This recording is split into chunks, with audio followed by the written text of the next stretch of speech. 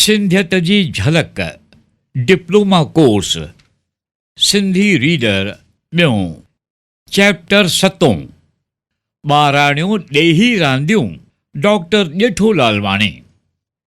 चवणी आहे जी ख़ुशि त जहान ख़ुशि, या वरी चइबो आहे यक तंदुरुस्ती हज़ार नेमत। सुठी सिहत सघारे शरीर ऐं ख़ुशीअ जी निशानी आहे। रांदियूं विंदुर ऐं सिहत जो अहम वसीलो त आहिनि, गॾोगॾु इहे पाण में ॿधीअ ऐं सिहतमंद चटाभेटीअ जा भाव बि भरीनि थियूं।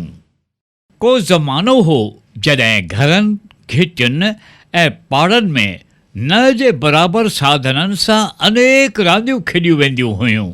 उन्हनि मां के रांदियूं घरनि में जीवन जो अणवॾियो हिसो हूंदियूं हुयूं। ॿार नंढड़ो ई हूंदो हो त माउ ऐं घर जा भाती हुन जे हंज में खणी संदसि कन में कुकड़ू कू कंदा हुआ। म्याऊं म्याऊं ऐं भौं भौं करे खेसि विंदुराईंदा हुआ। माउ ॿार जो हथु पकिड़े खेसि पंधु करणु सेखारींदे चवंदी हुई, पेरड़ो पंधड़ो, या वरी खट ते वेही टंगूं डिघियूं करे ॿार खे विहारे झुलाईंदे चवंदी हुई, लीली लावा खीर बत खावा। ईअं चई हूअ खेसि खूब खिलाईंदी हुई।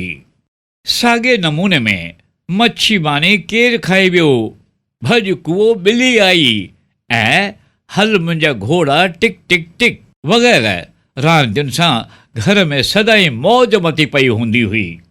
ॿार जॾहिं थोरा वॾा थींदा हुआ तॾहिं ओड़े पाड़े जे ॿारनि सां इर्चिक मिर्चिक धाणा धिरचिक, ईसी ॾे मोरी ॾे, किलो कयो भेट, फिर सौंटो, भित भिताणी सुर में दाणी, अख बूट नोड़ीअ ठिकरीअ मंडक ऐं गुॾीअ जहिड़ियूं केतिरियूं ई रांदियूं कंदा हुआ।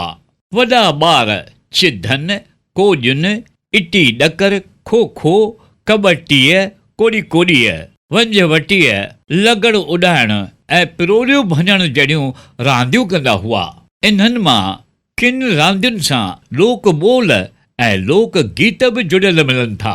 जीअं इटी ॾकर रांदि में बकट लैन मोन नार आर वही यग क़दीम द्राविड़ी ॿोलीअ जा 1 2 3 अंग आहिनि। इटी ॾकर रांदि करे चइबो आहे। इटी ॾकर घुमसारो सखर, ॾिस रोहिड़ीअ जो रांदि। इन मां ॼाण पवे थी त इटी ॾकर रांदि रोहिड़ीअ में काफ़ी लोकप्रिय हुई। अॼुकल्ह पर ॾेही रांदियुनि जो ज़ोर एतिरो वधी वियो आहे जो असीं पंहिंजूं निज रांदियूं लॻभॻि विसारे वेठा आहियूं। तइलीमी ऐं रांदियुनि जूं जुदा जुदा संस्थाऊं बि घणे भाङे पर ॾेही रांदियुनि खे ई वधीक अहमियत ॾियनि थियूं।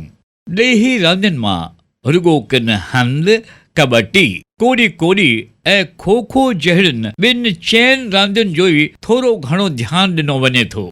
शहरी ज़िंदगीअ सबबि घरनि ऐं ओड़े पाड़े मां बि इहे रांदियूं गुम थींदियूं पयूं वञनि। ॾेही रांदियूं असांजो तहज़ीबी वरिसो आहिनि, पर ॾेही रांदियुनि सां गॾोगॾु ॾेही रांदियूं बि हिमथाइणु घुरिजे।